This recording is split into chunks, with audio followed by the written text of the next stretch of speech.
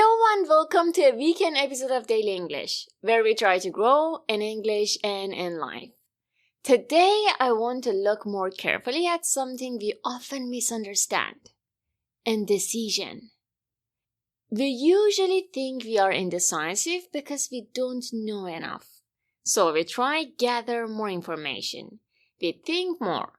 We compare options. We wait. But if we're honest, that's not always what's happening. Often we already understand the situation well enough to choose. What we're really avoiding is something else: the moment of commitment.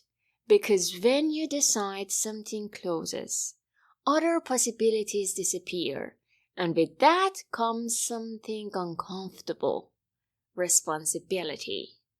Once you choose, you can no longer say, "I'm still thinking. I'm still exploring. I'm not sure yet." Now it becomes, "This is my direction." And that creates pressure. Because if the outcome is not ideal, you can fully distance yourself from it.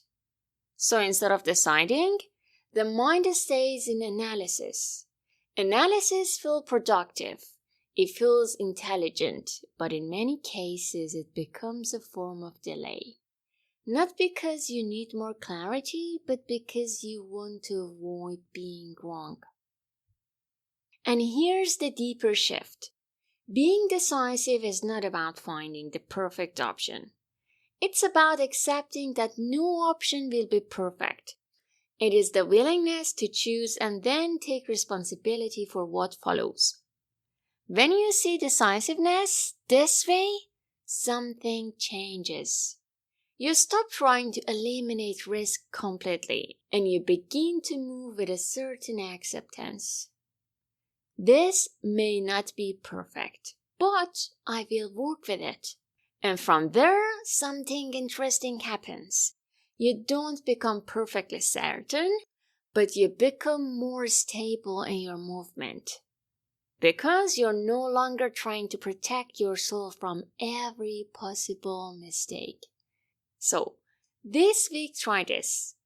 To strengthen your decision-making skills, practice choosing quickly in small, low-risk situations.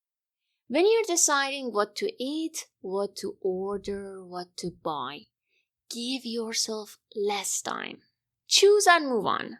Not because the choice is perfect, but because you are training something more important: the ability to decide. And you can take it one step further.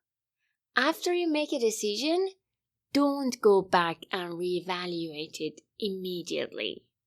Notice what the mind tries to do. It wants to check, was that the best option? Should I have chosen differently?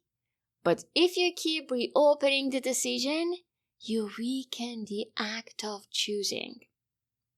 So try this instead. Choose and then commit, at least for a while. Not because the decision is perfect, but because you're training something deeper: the ability to move forward without constant doubt.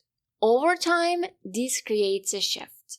You spend less energy second-guessing and more energy engaging with what you chose.